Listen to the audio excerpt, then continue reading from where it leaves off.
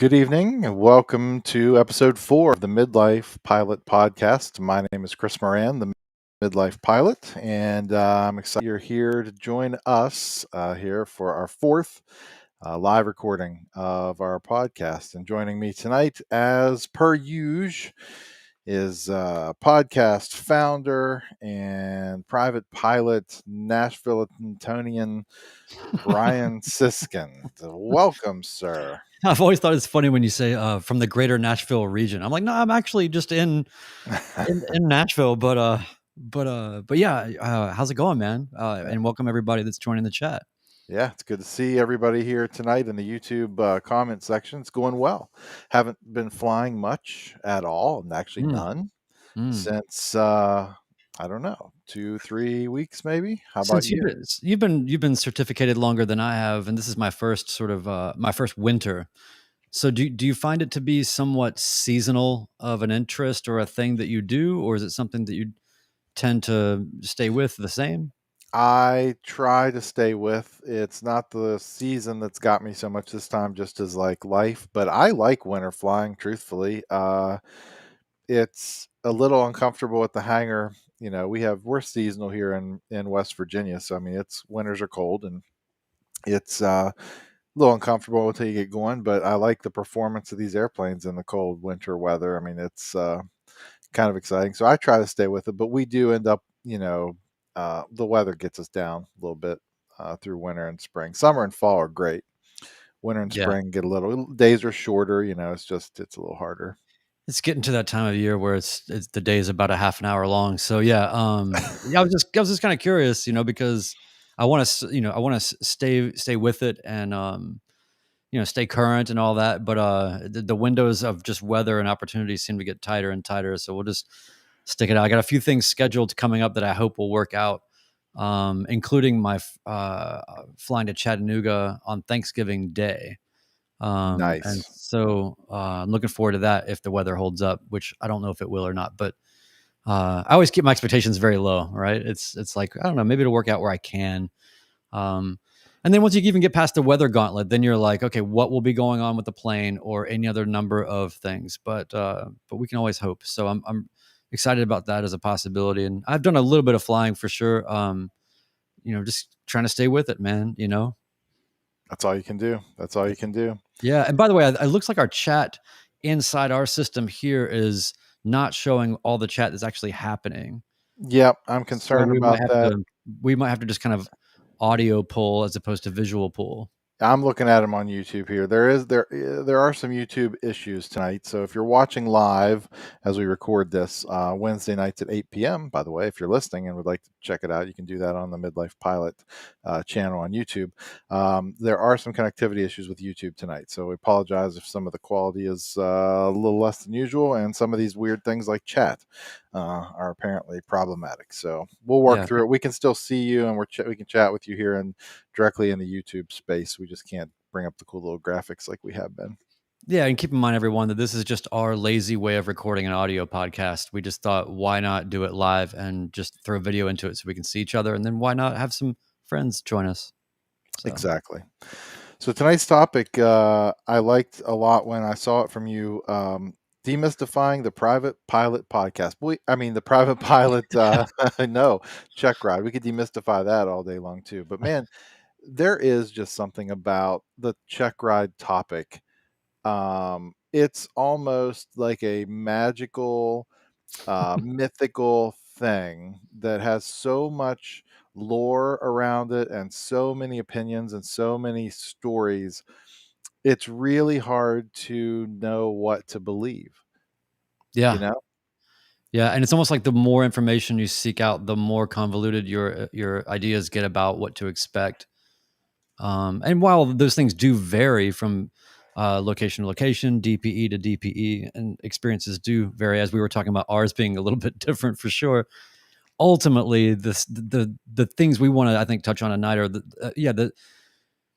what is built up in people's mind versus what is the reality, and how maybe we'll be able to offer some people that haven't been through their private pilot check ride yet, maybe some means to sort of calm some nerves a little bit, because it's not, I just recently went through it, and then you've been through it, in the last, whatever, a year ago, year and a half ago, whatever it was. And so we're pretty recent people that have made it through this gauntlet. And so I only feel it necessary to give back and try to just, let people know what my observations are. And I want to hear yours too, Chris. And one of the things that in the pre-show before we were going live, we were comparing check rides, and it looks like you flew for about twice as long, or I flew about twice as long on my check ride than you did. So that's how widely this can vary. We all get the same certificate. I flew for an hour and 20 minutes. You flew for like 18 minutes or whatever. Yeah, well, more than that, but yes, it was shorter. It was shorter than that for sure. So here's what I'd like to say about check rides. I think because I struggled a lot in the time leading up to it. Like, it was a Mm, big deal. I had built this thing up in my mind to being an almost insurmountable. I will never be good enough to execute this kind of a thing. And I just had in my mind, and I don't know why. I mean, everything I had heard about the specific DPE that I was using had been really didn't line up with this kind of mindset that I had built around it. mhm. I kind of envisioned this idea that, like, this examiner's objective um, was to cause me grief or problem with the check ride. Like it would almost be a success if he failed me. You know what I mean? I mean, that's Yeah.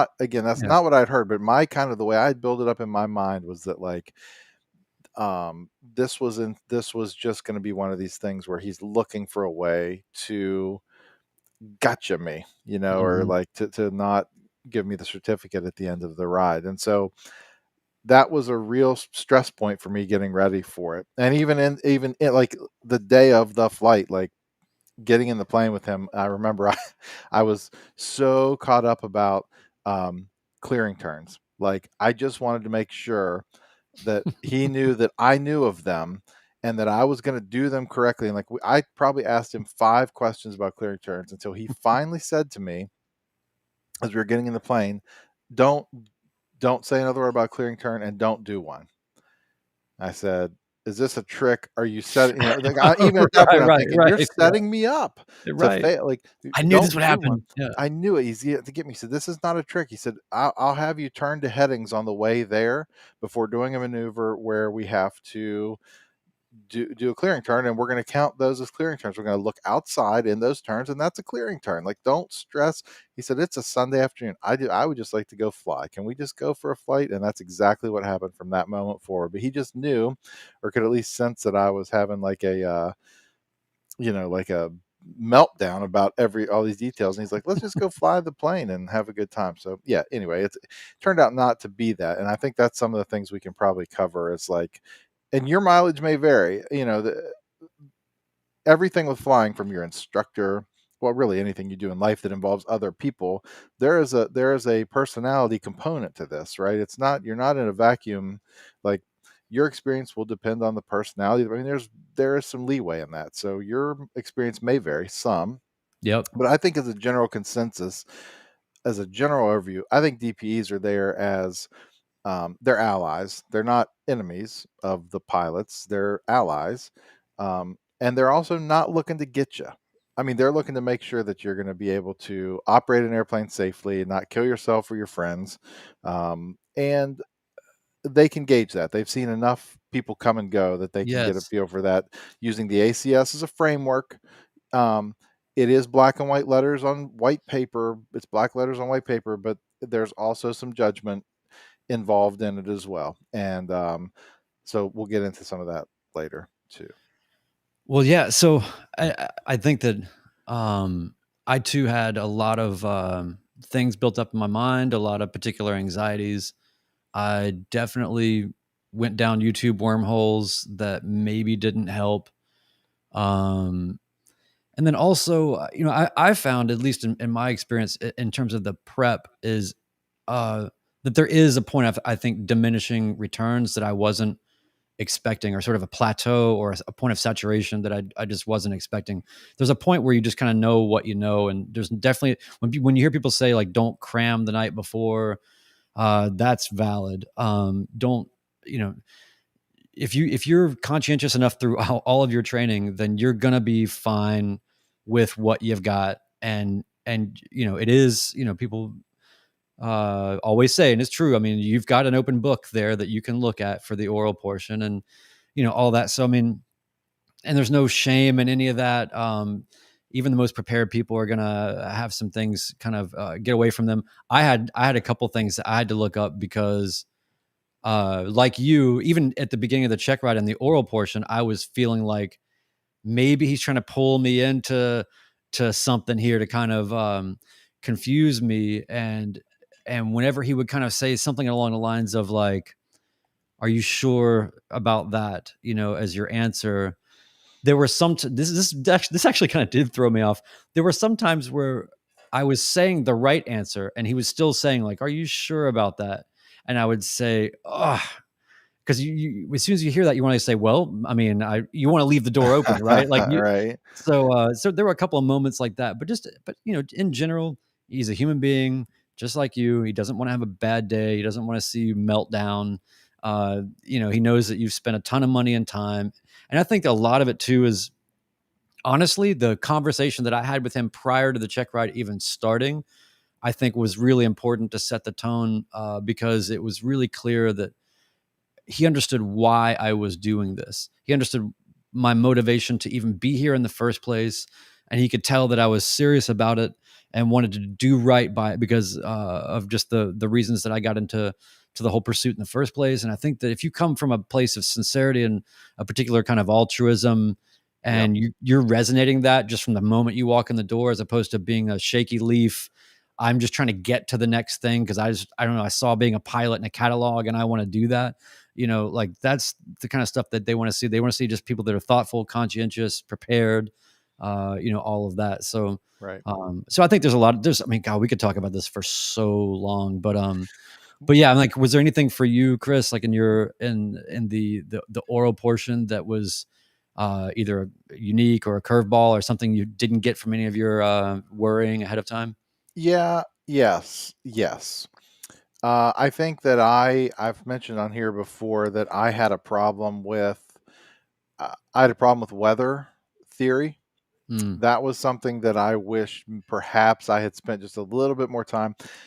Disclaimer here: it's weather, like a lot of things in aviation, is changing, and by that I just mean technology has changed, right, a bit. So like the days of necessarily, and I'm not dismiss. I mean, I spend a lot of time looking at weather, even for my little VFR flights that I'm doing, looking at a lot of charts, looking at a lot of stuff. The days of necessarily spending hours perusing weather charts and knowing the symbology inside. I mean, some of that has probably changed a little bit, and I think my DP kind of was aware of that. I wasn't as up on maybe some of the symbology and stuff on some of the deeper cut weather charts, as it were. mhm. Some of the deep tracks Yeah. of weather charts. Threw me for a loop, and I actually learned a couple things my check ride day. Stuff I probably knew. This is no fault of my instructor Tyler, in case he's watching or listening. I probably was taught about like some things that were in the legend of the VFR sectional, like Yeah. elevation, like floors and ceilings of military operation areas, for instance. So I kind of stumbled on where to find that information. He asked me about a specific MOA here in West Virginia, and like, how do I know this floor and ceiling? Mhm. I thought, well, I don't know for sure. So I started kind of fumbling around. I was going to try to look it up in the airport facility directory, and he's like, I don't know if you even need to reach for that book. I think that information is a lot closer to your left hand. I was like holding the chart. And he's, I think it's probably a lot closer to your left hand. And I said, is it really? He said, yeah, it's in the legend. Check this out. And flipped over. So we like went through the whole legend of the sectional. You know what I mean? So it was Mhm. kind of one of those. He was kind of instructional in some of those moments too. So Yeah. again, I think they can also discern some of the things that maybe are more or less, not that, I guess the floor and ceiling of an MOA would be important to know. Less for Mhm. me in some cases, that I'm 100% of the time on flight following when I'm going through these areas and can ask a question. Somebody else can help me find that answer, but Sure. it's good to know. He was pretty helpful with that. Hey, I wanted to ask you, I wonder, this is a good time to talk about maybe the preparation stuff, because like you mentioned earlier, going into yours, not only the conversation you had with your DPE about your kind of your personal connections to aviation, the reason you got into it, but also the things that you can do in advance to prepare just the boring stuff, the stuff that you have to have prepared as a prerequisite to even take the oral portion of the exam or the flight portion. There's a lot of it's a bureaucratic event here, and there's a lot of red tape and things that have to happen. And so maybe we could talk a little bit about this stuff, because I think you and I, we haven't actually looked at each other's materials here, but I think we probably followed a very similar approach to getting things ready. And I'm talking about things like, you've got to have some of this will be a little harder if you rent a plane from a flight school versus if you have other access to them, but you need things like airplane logbooks, aircraft logbooks, engine logbooks, registration, airworthiness certificates of aircraft. Like, some of that stuff is easy if you own your own plane. I know there's a few people in the chat tonight. David Muscardelli's here. I know he's got a really nice Dakota. There's some other people in here who have their own planes, so they obviously have access to that material. If you rent at a school or at a club or something else, you have to do a little bit more, asking around to get that stuff. Your DP will probably be able to help you acquire that and also help you mark the stuff that you need to have marked in there. But Mhm. so, like, that stuff is pretty easy to deal with. Like, I'll just talk about briefly. I got like logbooks from the Cessna that I was flying, and I spent a lot of time going through these and marking pages that have like the most recent annual inspection, the recent transponder inspection, the pedostatic system, the ELT. When was the last time the ELT was checked? And then if there are like specific airworthiness directives, the last time they were made, or if they were airworthiness directives that were one time, I had to go clear back in these logbooks. Like, this is like, I have the original logbook from this Cessna from like 1964, and some of these tabs are on pages that were last written in like 1972, Mm, and went through and tabbed every AD and had every single. So when I came in and laid this stuff out for him, in addition to that, I had in my binder, which we'll get into the details of how we made our binders in a little bit. I had the first section was about the airplane, right? And so I had made an entire AD. I made this, like, I didn't find this. I went through the FAA database and made my own AD chart to mm, show the DPE that I knew what ADs were required for this specific airplane. I knew when they'd been complied with, and then I color coded the actual Excel document that I printed to match the colors of the tabs that I put in the books. I mean, it was, mm. the ducks were in a row, and we didn't spend very much time having to look through this.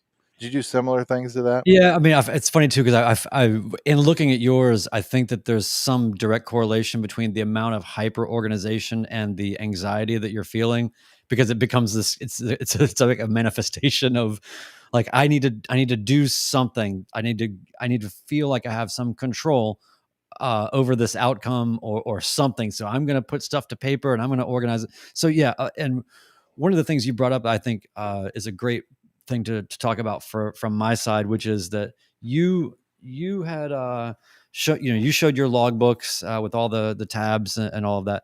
So me being at a flight school and not owning the plane or have I basically kind of got access to those logbooks so that I could then parse the information that I need so that I can put all the books back. And like I couldn't necessarily have those with me for the check ride, or it just didn't seem necessary. But this saved my ass. And here's how. I pulled all the information and I made a page of the plane with all of the specifications of the plane. And then I have in a chart that I made basically every single inspection that's required and when they were last done. And what else? For engineer frame, propeller, what the current date is, the due date, everything. So it was all right there. And then what happened was, um, my brain went a little blank in the oral exam about when some of these inspections are due. And Mm-hmm. so I would have been in a different place if I would have had, I mean, I tabbed the FAR aim as well, but I felt like it made me feel like less of a jerk for forgetting some of the things by going to my binder and being like, well, for example, specifically with this plane, you can see that its transponder is due to be inspected on this day. So you're already able to parlay and kind of change the dynamic of the conversation to be this kind of recitation of rote knowledge to practical application, which is really, in essence, all they want to be seeing. So I think it actually meant more to him, because otherwise he probably wouldn't. It was like a way for me to show that I had already thought about all this stuff. Right. And I don't think that if I would have pulled it out of the far aim, that would have felt more like tail between my legs. I'm sorry, I forgot, but I know where to look it up. Right. Versus being able to really demonstrate that I've got it. And so that kind of saved me from having to dip into the far aim. And then otherwise, I'll say that I'm trying to think of like some highlights about my binder. Here's a great thing I did. I can't really show it necessarily because it's got a password on it, but Yeah. Don't do that. the front page of my binder is my IACRA FTN number and password in gigantic font. Yeah, that's smart. I also have a printed copy of the application in case the internet was down or whatever. I took all like my medical certificate, my licenses, everything. I blew them all up. I've got all of my course materials. I even did some little things like all of my wings fast activity, Uh-huh. just like anything I could do to show extra concern and energy that I've expended towards the cause of safety. That was a really good thing to do. And then a couple other little details would be, I went ahead and had all the airworthiness for the actual plane, the weight and balance. We were able to talk about the weight and balance of the actual plane. I also have the type certificate data sheet. So there was just a bunch of stuff. Yeah. I had the whole POH. And then one of the last things I had in here that I think really went well in the check ride was I said, and here are my personal minimums. And you can download this from wherever on the internet. I think they have them at the FAA or AOPA has one. somewhere. Yeah. And, just say like, I've already got declared minimums and here's the threshold in which I already operate. So those were some of the things I think that set me up for success in the oral. There were definitely things that I forgot. So that Yep. saved me. So Well, look at that. I made a weight and balance sheet and I have one actually for each of the planes. I don't use them much anymore because I've got ForeFlight is pretty dialed in for me for the weight and balance calculations. But I made this dummy sheet with some stuff that, there's known numbers that I had printed that were already in bold, and then there's areas where I fill in things, and then there's some columns like you do the top few rows, and then there's a row called zero fuel weight. There's some totaling rows that happen on these rows. Anyway, it was just an easy way for me to demonstrate that I could do a weight and balance for the airplane. In fact, I had to do that in front of him. And then I was really obsessed with maneuvering speed at this point in my training. So like I had the whole formula down for maneuvering speed and would Mhm. calculate it, down to the mile per hour for when the specific flight that we were going to take for the check ride. So that was a sheet that I kind of developed and made based on somebody's that I saw. Honestly, it might have been Josh Flowers, Aviation 101. I think he had a similar document that he shared in some video. I did make a video. I saw David. We'll get to some comments here. I did make a video on the channel called "What to Bring to Your Private Pilot Check Ride." It was pretty thorough. It was actually me making this binder and some other things, like going through what was in it. And there's about a 12-minute video. You can search for it, "What to Bring to Your Private Pilot Check Ride," on the channel. And it had a lot of these things that we talked about, but a little bit more in detail to kind of go over some of the actual, just the checklist, the check the boxes of the things that you need to have with you. So were you were probably more concerned about the flying part than the oral portion, correct? I was until I got into the oral. Now, in fairness, I think I had a pretty easy oral exam as well. Mm. It was a half hour, I think. Mm. Um, but we hit the things we needed to, I think. I did pretty well, I think, in that. I was definitely less concerned about it. I was really obsessed um, with like the precision of the maneuvers. I think that was a mistake. I mean, it's good to be precise. I don't think you need to obsess about it, maybe quite like I did. But yeah, I was definitely less freaked out about the oral. So one last thing I would like to say about the oral portion that I mean, I don't want to sound like I wasn't taking it seriously. I was taking it very seriously, and I was actually happy to have somebody comb through my brain and make sure that I was ready. You know, like please, you know, if I'm not ready, you just tell me and it's fine. Like I really don't want to risk my life any more than what's native risk. And but I will say, in the check ride, the oral portion, I realized I my DPE, I was his 383rd check ride. And so he'd been doing this a minute, and you could tell that he had a recipe for just kind of what he did. And also, I found out in our preliminary conversation that he had a degree in education. And really, anybody that's got a passion for education, they want to teach, they want to be instructive. They can't keep themselves from being instructive. It's just an instinct. And so I will say that in the oral portion, I might have done some things to perhaps kill a little bit of time by kind of circling back with sort of probing questions about their history, you know, his history, you know. So when you were, you know, back in the day when you were, you know, flying this or doing that, did you find that this was, you know, you can just Hmm. and then set a timer, because then like he's going to talk for 1 to 2 minutes. There's only so many minutes he's going to want to be in there. It doesn't matter what you're talking about. Um, so I'm not saying this is Smart. a this you should not rely on this, and you should be open to being um, examined. But I will say that there were a couple of points where I was like, if anything, it was kind of like almost like stalling in a basketball game or something. You know, like playing a little four corners for a minute, catching my breath, let the shot clock wind down, just like control the pace a little bit. So I'll put that out there. You know, people like to talk, and if they want to talk, let them. That's a good tip. That's a real good tip. So my oral and practical uh, exams were not on the same day.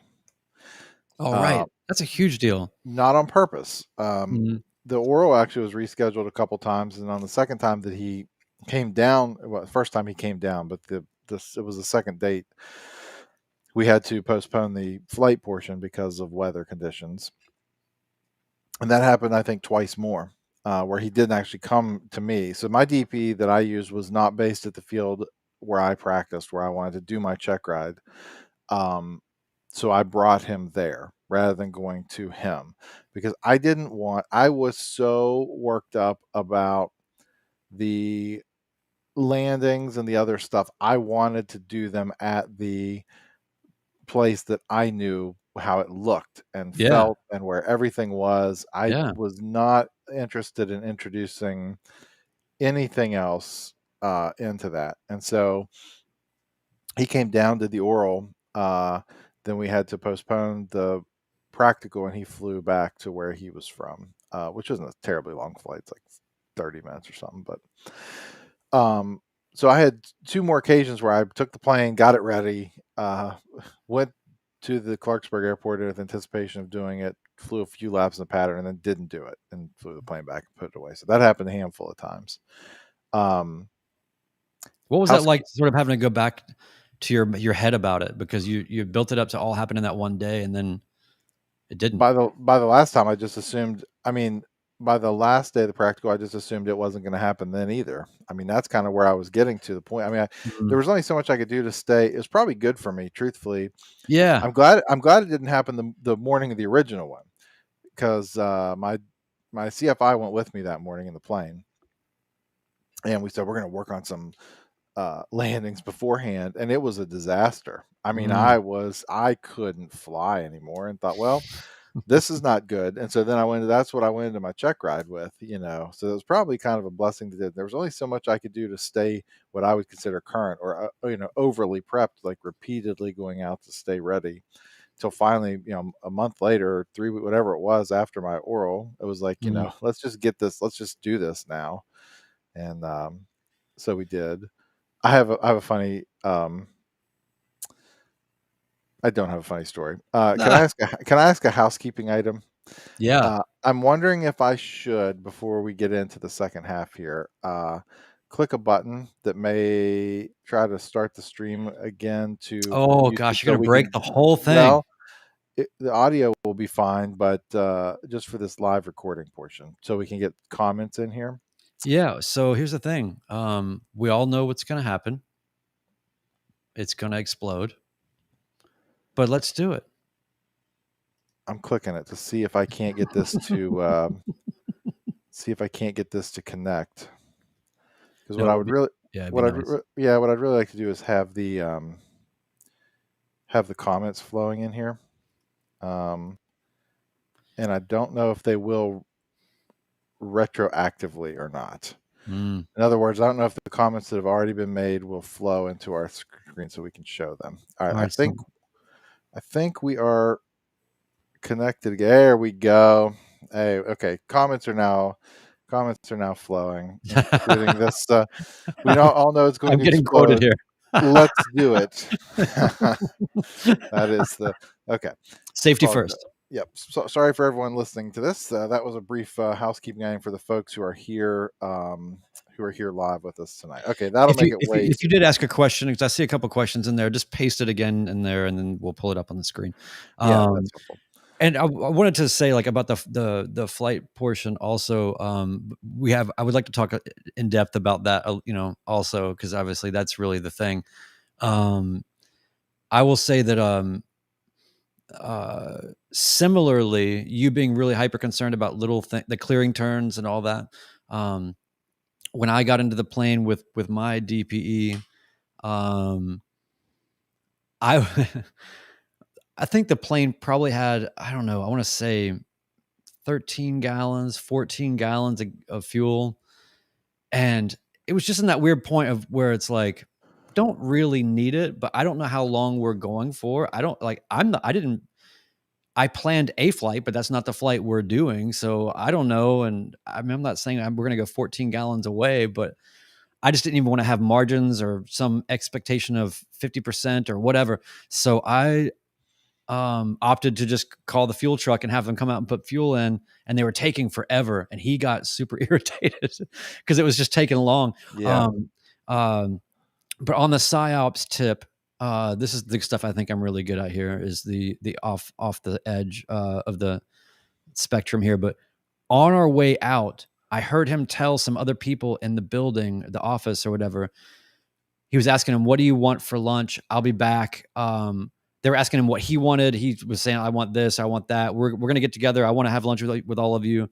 So I knew immediately that there was going to be some reasonable cap on this, because we were kind of delayed, and it was already pushing maybe lunchtime already. And he's already placing his lunch order for when he's getting back. So I was thinking, just, I'm not saying stall, but like, you know what? I think we're going to get some fuel here. Similar tip. Yeah. Similar tip. It ended up not being the guy that I did my check ride, because this guy retired. The person I was going to use retired between the time I was training and got my check ride. He was an older guy, much older guy, who's had to go to the bathroom more often. So the trick with him was, people would say, bring him a coffee with you when you come, like stop and pick up a coffee and bring it with you when you go, so he'll drink the whole coffee, so that by the time you get in the plane he'll have to pee, and then hopefully you'll come back earlier and you can cut that thing short too. That was the trick with him. Didn't have him, so I Excellent. didn't have to do that. Oh, that trick. is great. Well, and just real quick, I'll just recap my flying experience. I want to get to everybody's questions. I know you do too. And I want to hear your story too, Chris, but I'll just go ahead and jump into mine. So basically what happened was, we flew, it was awesome. And then I passed. No, Good. People should know that perfection is impossible. People should know that the ACS is very important to be aware of, but not necessarily to meet in such a specific way. And what I mean by that is, you just knowing the ACS, don't ever ask the DPE, like what the tolerances are. If you already know what that is, and you're actively adjusting as you go, and you're verbalizing to him, and hopefully everybody that hasn't done a check ride yet is already in the habit of verbalizing everything, because it really makes the check ride better, because he never wonders what you're thinking. But the point of sort of, I forgot to put my timer on immediately for my cross country. I was making all kinds of little mistakes, but I was catching them as quickly as possible, saying out loud that I did this or I forgot that, and fixing it, and not getting into a mental hole about it. And real quick, I want to just kick back for a second. There were two philosophical things that I had in my head the whole time. One was, my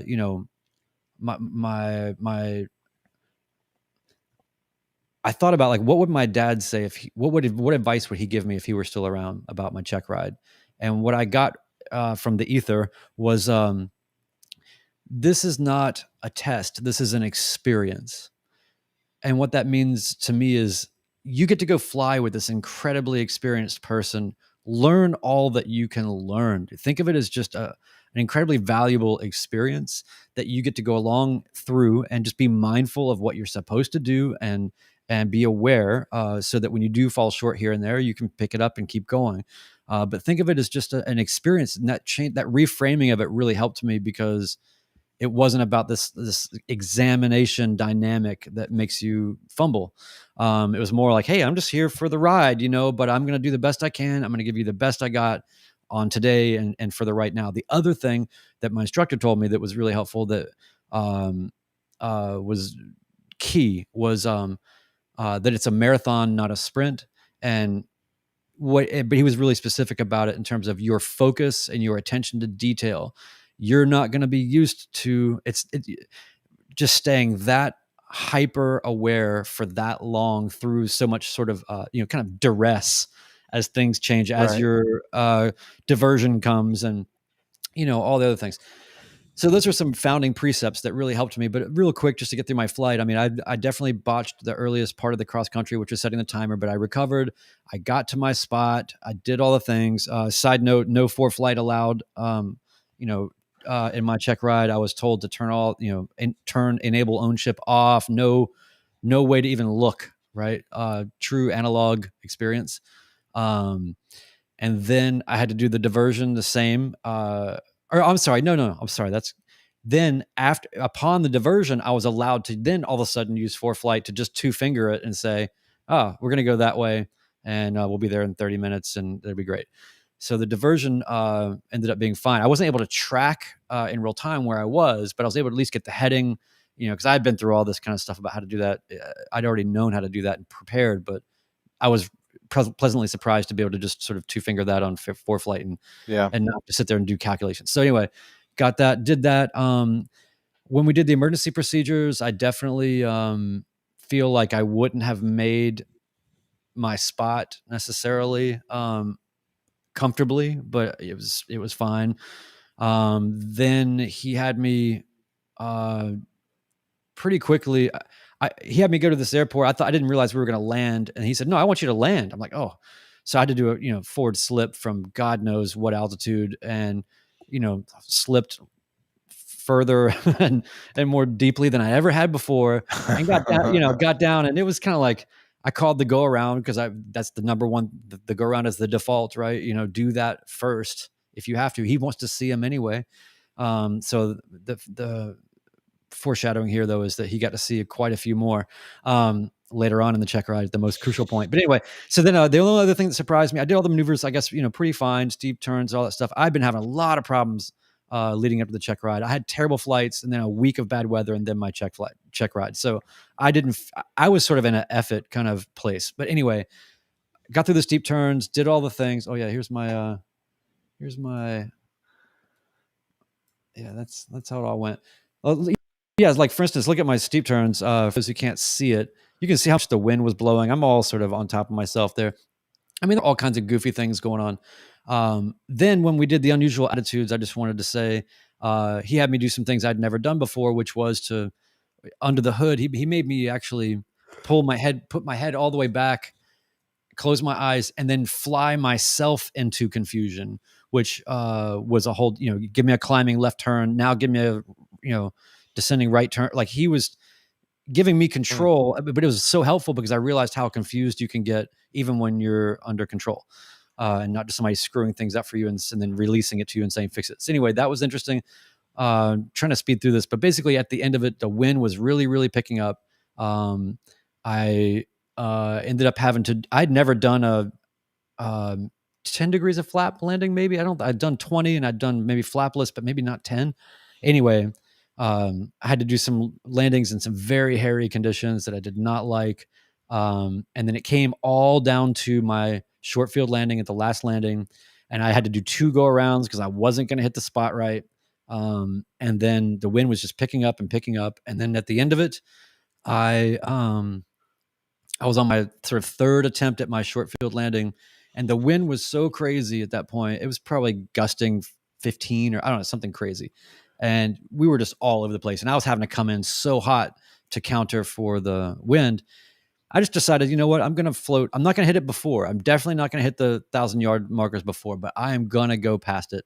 And we'll just, I'm going to put the onus on him. He's going to have to tell me that I failed, but I'm going to give us a safe landing.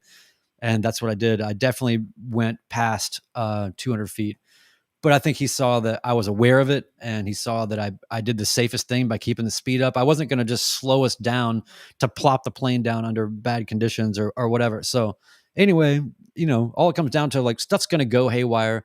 You're going to forget things. Um, new wrinkles will be done that are slightly different, just enough to throw you off.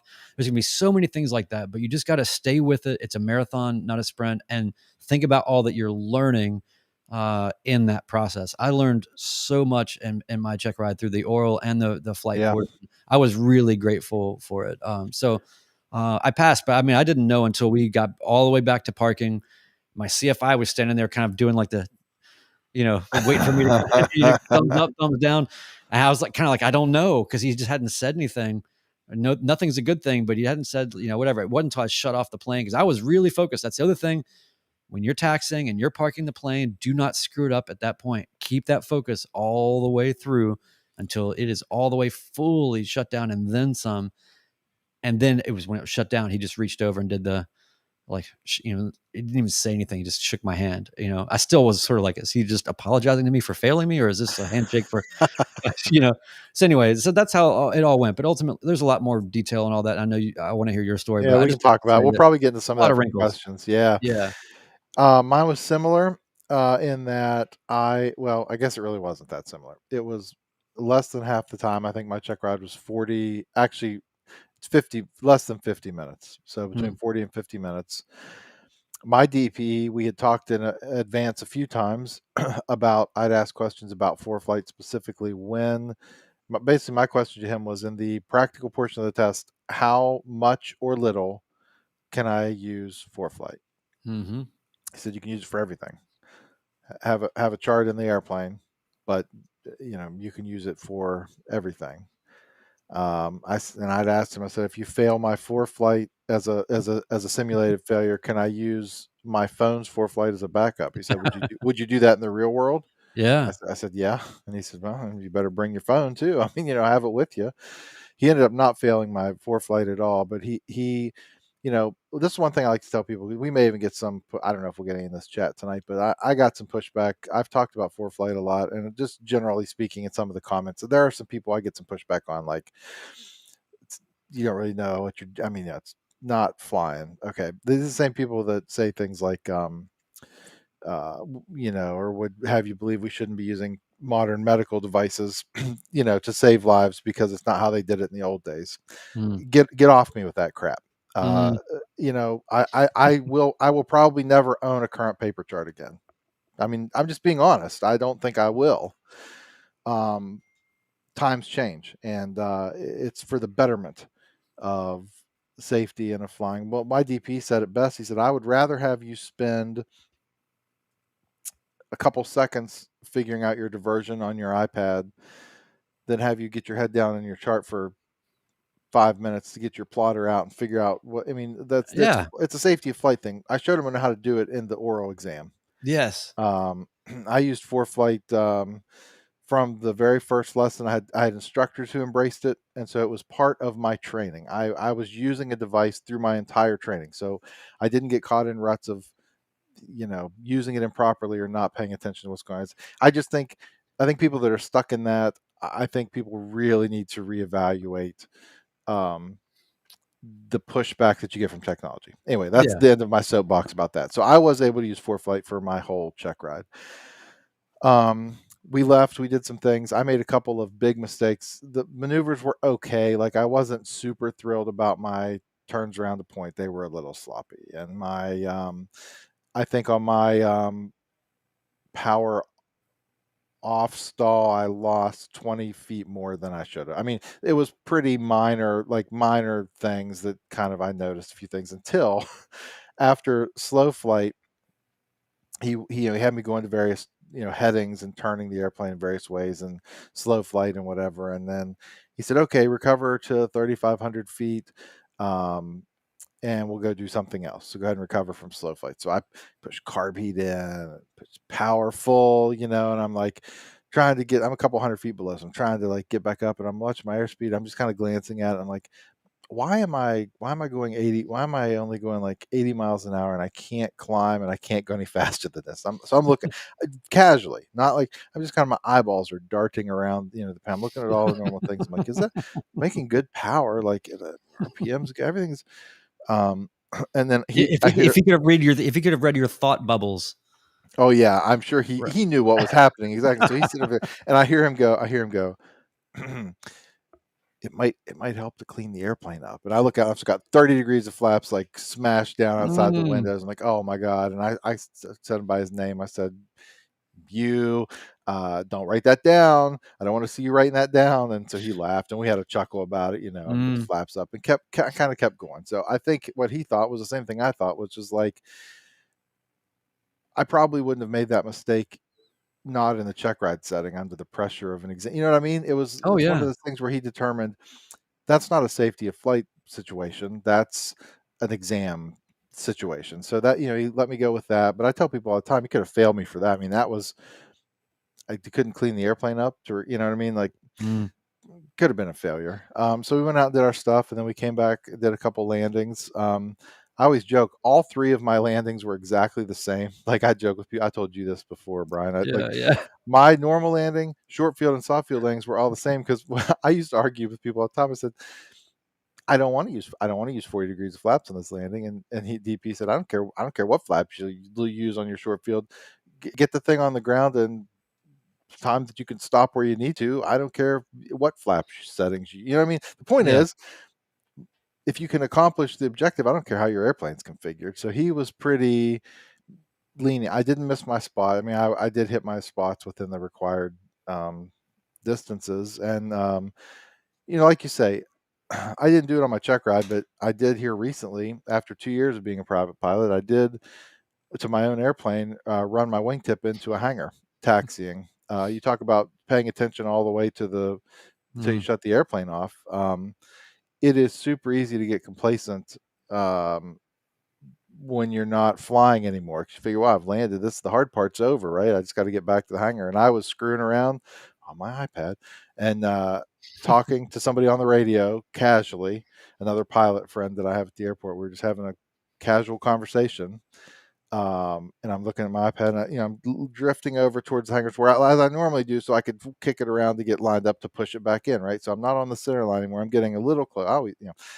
But I'm veering left, and I'm looking down at my iPad. And the next thing I know, I felt and heard my left wingtip scraping along the front of the hangar beside ours, and I thought I got away very fortunately. It was a nav light and some paint on the on the fiberglass end of the Piper's wingtip. But that could have been a human, and I mean, it could Yeah. have went any number of ways. So Yeah. you do have to pay attention the whole way to the end. But my practical experience was here's what I tell people to you. I think your point is spot on that it is an experience. And in fact, my whole outlook on flight training changed somewhere around the middle of my training when I quit looking at it as a race to get to 40 hours and to get to the check ride and started valuing every time that I got to get in the plane with Tyler and fly.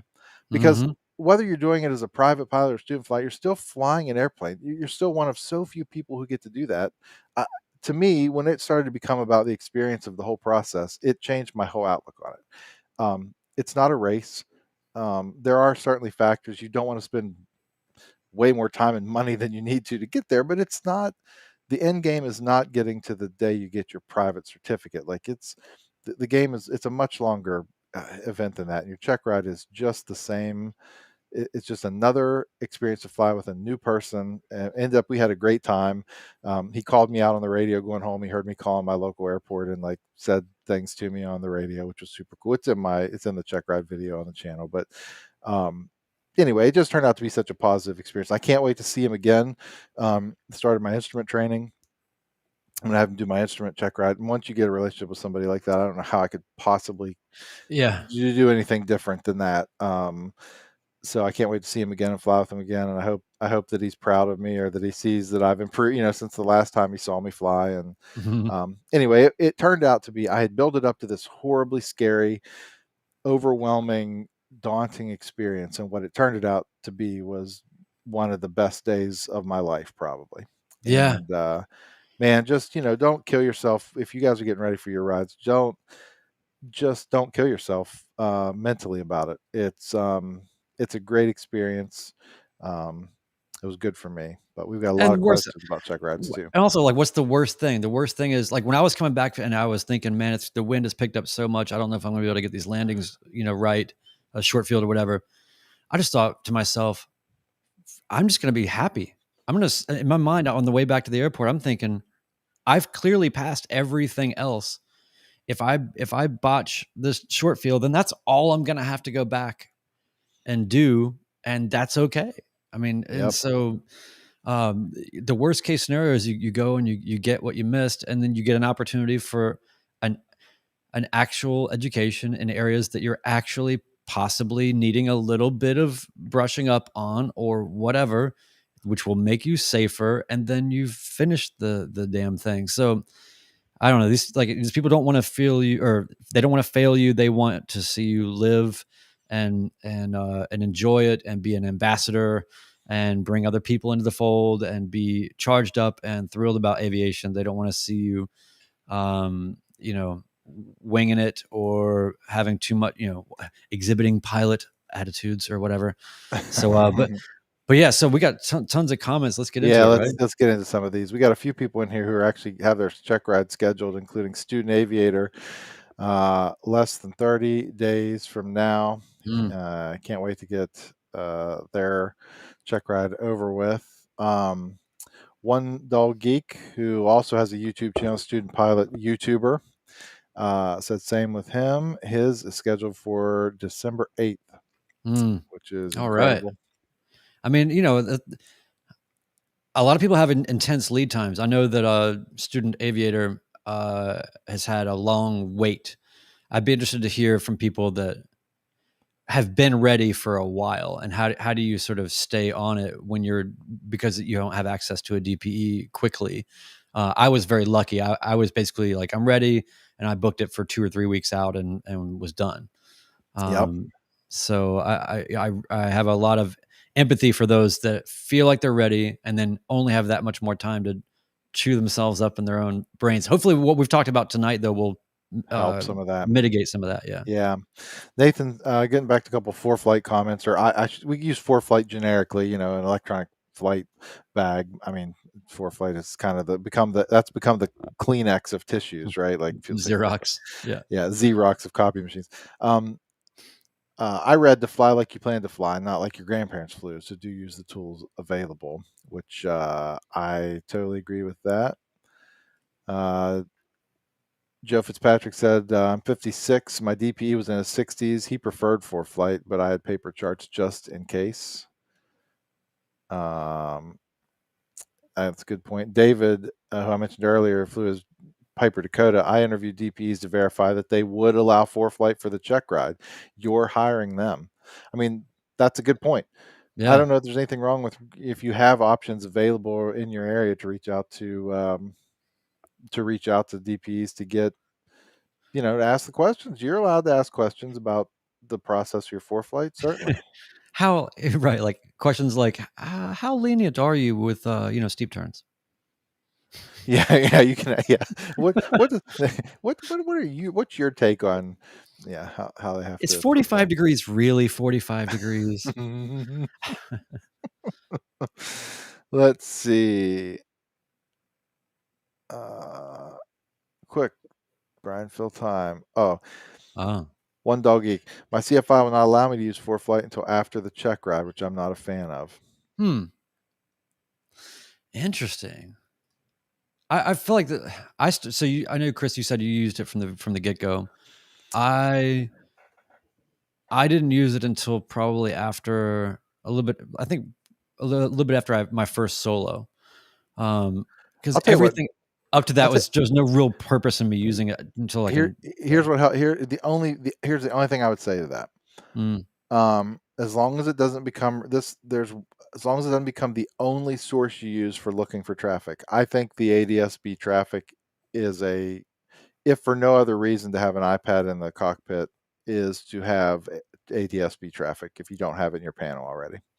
I just, to me, it's just one more layer of safety, and I know that it has caught traffic that I haven't seen for me a handful of times, including the infamous Beckley flight, which is on my channel, of me flying mm, a straight into Beckley, and it would have been super close. I never did see the plane that was in the pattern that wasn't talking on the radio. It's an interesting story. If you haven't seen it, just search for Beckley in my channel and you'll see that there. But Joe Fitzpatrick also says that most of the videos I watched in preparation had pretty much the same flow as the real deal. There are a lot of check ride prep videos um, on YouTube, just in general, that you can find, and I think they are pretty beneficial in helping prepare. Anything you can do, I think, to get familiar and to take some of the the foreignness away is probably helpful. Nathan said my CFI went in for paperwork and endorsements at the beginning of the oral to make sure all was good, then stepped out once the oral started. I paid right before the oral started. What's the price difference between you two? Talking about me and you, Brian. I'm trying mm. to remember what my check ride cost. I feel like mine was like I paid, I think, $400 plus his travel. I think he charged me like $75 or something to fly down. It was $500 or less, I That's think. yeah, mine was 500, but I know that they can be twice that. Yeah. So that's Nashville and Clarksburg, West Virginia. So there's two comparison points for And I was able to Venmo it, which I was really thrilled about. I didn't even try. I took cash and we called it good. Brian, have you ever played poker? You sound like a poker player getting reads on opponents with all of your like psychological analysis of your examiner and trying to talk him out of wasting all your time in the oral. That's a good point. I no, I'm not a poker guy. I don't like any games that have unnecessary bravado. And what I mean by that is like I could never enjoy playing pool because so much of playing pool is just like walking around hemming and hawing at things and kind of looking and just like all this just choreography that has nothing to do with the stinking game. Just play the game.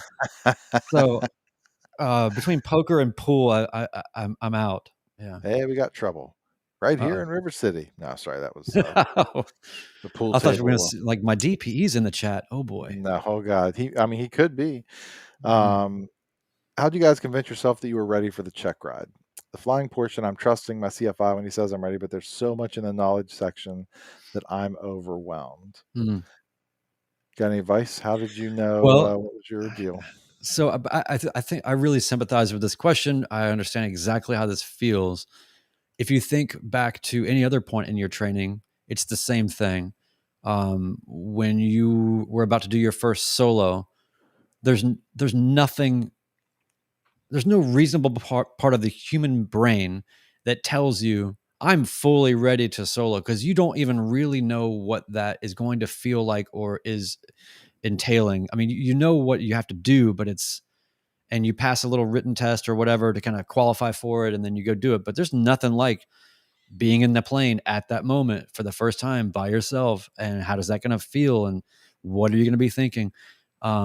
The thing that gets you over the hump at that stage is the same thing that'll get you over the hump at this stage, which is you're imagine being a CFI at all and having these numbnuts come off the street with, okay, I've got 20 hours. I'm ready to go fly in an airplane by myself. I got to sign off on this guy. I'm Right. only going to do that unless I really understand the implications and what's going on here. I'm not taking any chances with my, I don't want to have a lifetime of guilt shrouding me or whatever. So the same thing that'll get you past the solo is the same thing to get you past the check ride, which is like you said, your CFI said you're ready, then you're ready, and you're going to be overwhelmed by what you don't know because you feel like you have to know everything. But guess what? You actually don't have to know everything. That's right. So, and nobody's going to be rightfully expected to do that. Just play the game, play the poker game, and then look up things when you need to, and be aware and know the ACS. Just know the ACS so that you know when you're beginning to deviate from the ACS, so that you can say, I'm aware, I'm fixing it. That's it. Yep. Let's bust through a handful of these. Yeah. We're technically at time. Let's go a few more minutes so we can get through these. How many hours did you spend preparing for oral portion with your instructor? That's a good question. I was actually looking at my logbook. Oh, it's nowhere near me. Today, I have a total in my logbook of logged ground school time of like 4 hours total, like to this day. Mm, We didn't spend a bunch of time doing that. I did most of that on my own. I had a friend. There's a couple of videos on my channel, Kevin Webb, who you've seen, and he actually has been in a couple of these episodes already, or one of these episodes already. He did a mock oral check ride with me, which was really helpful. We did a full on like hour long mock oral check ride, which I think was helpful. We did the practical too. He flew with me. mm. It's another CFI just to get another opinion and kind of look through things. So that was pretty helpful. But I didn't spend a bunch with my instructor. Did you on ground study? I did everything I could to not do that because it just seemed, whenever we did have any kind of ground school, and this is no slight to my instructor, but it felt painful. It felt like I was watching money burn because anything that he's talking about, it's just, I already have access to this information. Just suck it up. So yeah, I didn't do hardly any. I mean, there was a little bit on the check ride side, which I know is like what he's asking. But it really wasn't. It really wasn't that much at all. Yeah. We got a handful of price comparisons. I'm not going to put all these up, but 600 Central Michigan, Florence, South Carolina, 600, and the pilot is flying to him. 800 in Dallas Fort Worth, 600 in Northern California. Here locally, Stinky Weasel says 850 to use the DP as CFI uses here in our area. Here is a good Joe. Sorry for hogging all the comments. I think we should close with this because I think Joe Fitzpatrick has the best, maybe some of the best advice of the show. Talking about what to do on here in your on your practical. If you're Yeah. able, try to talk to people who have used your particular DPE. It'll give you an idea of his or her style. They all follow the ACS, so make sure you're solid there. Make corrections if you bust a speed or altitude. True story. As long as it isn't a safety issue, being able to recognize and correct yourself goes a very long way with your DPE. It shows that you are the PIC and reflects real life situations. We're not perfect, just don't keep making the same mistakes. Mhm. Sorry for hogging all the comments, LOL. I loved Midlife's channel. It really did help me a lot following along with you. Well, I appreciate that. And I'm very glad that it did. Making it helped me through the process. And that's kind of the point Brian and I have talked about. The point of this whole entire Midlife pilot venture is to fill up a community of people and share common experiences and just have a community of people with the same interests and help each other out along the process. And so I'm glad that it's helpful. It's nice to hear that when there's people who actually say that it was helpful for them. So Yeah. Yeah. I'm Yeah. I glad mean, for that. a lot of this is a very isolated experience. A lot of people are out on their own with not a lot of camaraderie. I was one of those people, I felt like, where I felt like I was a bit on an island. So it's nice to have other people to sort of sanity check yourself with. For sure. And so that's really great. And to sum up that advice from Joe, I mean, that's 100% it. Fix your mistakes, be aware, and yes, get the gouge on your DPE. I did that, and it helped massively. I found somebody that had taken very, very thorough notes right after their check ride when it was all fresh in their head. And like I said, these guys, they do this over and over again. They don't want to reinvent the wheel every time they do it. They're trying to find efficiencies in it. I could tell by the way it was sequenced. He had done this in the way it was most efficient for him. So Yes, get the gouge. Very good point. All right, that's going to wrap it up. One quick housekeeping note for everyone. The podcast is now on a bi-weekly recording schedule. So we'll be releasing episodes every 2 weeks now instead of weekly. So every 2 weeks, every other week, Wednesday night at 8 o'clock Eastern for the live recording. If you'd like to be part of that here in the audience and sharing your feedback during the recording. So that will mean off next week for Thanksgiving, which actually worked out very nicely for us. Mhm. And so we'll be on an every other week schedule on Wednesdays going there. And I think we got a pretty good routine down now for getting the stuff published on Thursdays. So new episodes should release every 2 Thursdays on Spotify and Apple iTunes Store or Apple Music Store and Google Play and Stitcher and everywhere else that you get your podcasts. And by the way, and you guys that are getting these check rides here in the first, second week of December, we want to hear what your final stages of preparation have been. The next time we come back here in a couple of weeks, you'll be just on the verge of it. So you can come here and freak out all you need to. We've been there. For sure. All right, everyone. Thanks for joining us. Brian, thank you for Thanks, making a buddy. podcast, and we will talk to you all in 2 weeks. So long.